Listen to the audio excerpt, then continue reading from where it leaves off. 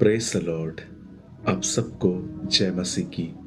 खुदावन यीशु के पाक और ज़िंदा नाम में आप सबको सलाम, greetings to you in Jesus mighty name.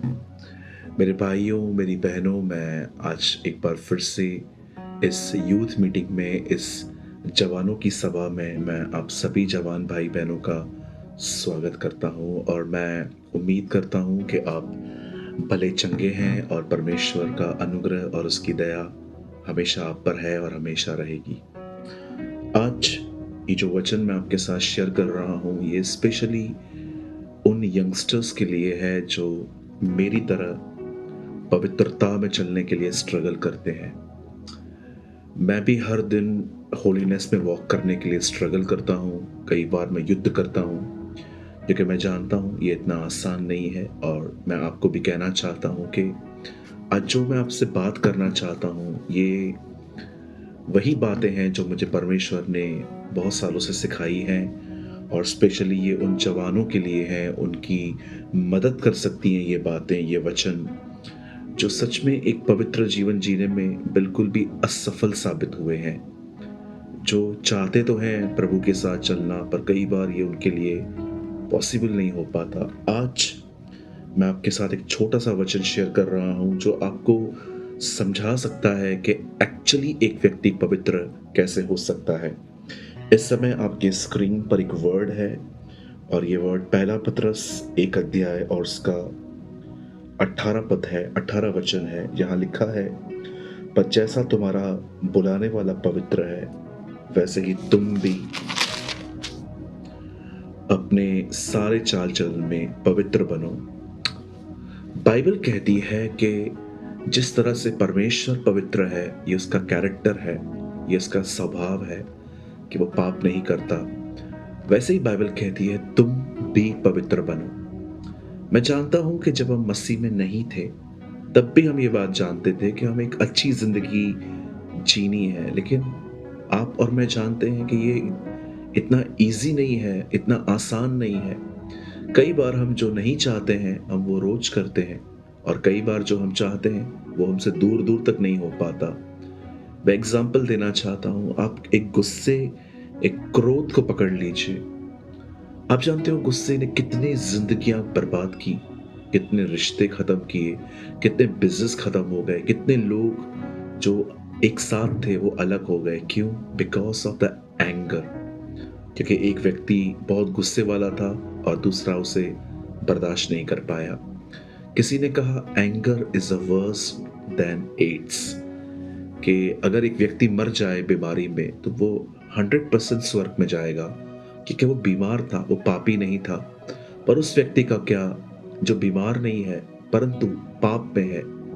Bible कहती है, ये मैं नहीं, कि वो परमेश्वर के न्याय का सामना कर सकता है। सबसे पहले मैं आप में से सारे जवान भाई बहनों को कहना चाहता हूं कि सबसे पहले आप कन्विंस हो जाइए। सबसे पहले आप पूरी तरह से कन्विंस हो जाइए कि आप अपनी ताकत से पवित्र नहीं हो सकते। यही बात परमेश्वर इजराइलियों को 4000 साल तक सिखाता रहा, और जब टाइम पूरा हुआ तब यीशु को भेजा गया ताकि वो हमारी मदद करे। कई बार परमेश्वर हमारे सामने कुछ ऐसे स्टैंडर्ड्स रखता है जिसको फॉलो करना एक मनुष्य के हिस्से में नहीं है, न मनुष्य की ताकत में है। परमेश्वर ऐसा क्यों करते हैं? ताकि आप और मैं कन्विंस हो जाएं कि हम अपनी ताकत से पाप पर जय नहीं पा सकते। क्योंकि जिस दिन आप ये बात समझ गए कि मुझे पाप पर जय अपनी ताकत से नहीं मिल सकती, उस दिन से आप प्रभु को पुकारना शुरू करेंगे, स्टार्ट करेंगे, और वह परमेश्वर ही आपको छुड़ाएगा। सबसे पहले और आखिरी बात जो मैं कहना चाहता हूं वो यही है, लर्न टू सरेंडर। अपने आप को समर्पित करना सीखें। समर्पण का मतलब क्या होता है? समर्पण का मतलब होता है कि आप और मैं परमेश्वर के सामने जा रहे हैं और परमेश्वर के सामने गिव अप करके कह रहे हैं कि हाँ प्रभु, जो आप कहते हो मैं उसे नहीं कर सकता, लेकिन मैं जानता हूं आप मेरी सहायता कर सकते हैं, और आपकी सहायता से ही मैं आपके साथ चल सकता हूँ। इसलिए प्रभु, मैं आज आपके सामने एक समर्पण करता हूँ कि जो मैं नहीं कर पा रहा हूँ, उसे करने के लिए आप मुझे शक्ति दीजिए। इसे कहते हैं सरेंडर होना, समर्पण होना। जितने भी जवान इस समय मुझे देख रहे हैं, मैं आप में से हर एक को कहना चाहता हूँ, चाहे आपसे कोई भी पाप इन दिनों में हो रहा है, चाहे वो व्यभिचार है, चाहे वो गुस्सा है, या आप चाहकर भी अपनी आँखों को अपने कंट्रोल में नहीं रख पा रहे हैं, मैं आप में से हर एक को कहना चाहता हूँ, लर्न टू सरेंडर। हर दिन परमेश्वर के सामने समर्पित हों। हर दिन खुदा के सामने जाएं और एक सहायता वाले हृदय को लेकर जाएं कि प्रभु, मुझे आपकी मदद की आवश्यकता है, आप मेरी सहायता कीजिए प्रभु। जब परमेश्वर देखेगा कि आपने गिव अप किया है, आप ये मान चुके हैं कि आप ये नहीं कर सकते, तब परमेश्वर आपको पवित्र आत्मा से भरना शुरू कर देगा, क्योंकि वो जानता है कि अब आपने गिव अप कर दिया है, अब आप इसे नहीं कर सकते, इसीलिए वो आपको भरना शुरू करेगा। आप जानते हैं काना नगर में जब यीशु मसीह जाते हैं तो उन्होंने वहां पर क्या देखा कि दाखरस समाप्त हो गई है। लेकिन बाइबल कहती है यीशु मसीह ने डायरेक्ट दाखरस नहीं बनाई, उसे चेलों को उन मटकों में पानी भरने के लिए कहा जो खाली हो चुके थे। और जैसे ही उन्होंने पानी भरा, बाइबल कहती है यीशु ने उसे दाखरस बना दिया। आप जानते हैं किन मटकों को भरा गया? जो खाली हो चुके हैं। समर्पण होने का सच्चा अर्थ है खुद को प्रभु के सामने समर्पित और खाली कर देना, और परमेश्वर ऐसे ही बर्तनों को अतिकाई से अतिकाई भर सकता है, उठा सकता है, इस्तेमाल कर सकता है। तो आप में से जितने भी जवान मुझे देख रहे हैं, पवित्रता में चलने की कोशिश न करें, समर्पण करें, प्रभु के साथ बैठें, परमेश्वर से अनुग्रह पाएं, परमेश्वर से सामर्थ पाएं, और परमेश्वर जब आपको अपनी सामर्थ देगा तब ही हम पवित्र होंगे, क्योंकि परमेश्वर ही हमारी मदद करेंगे।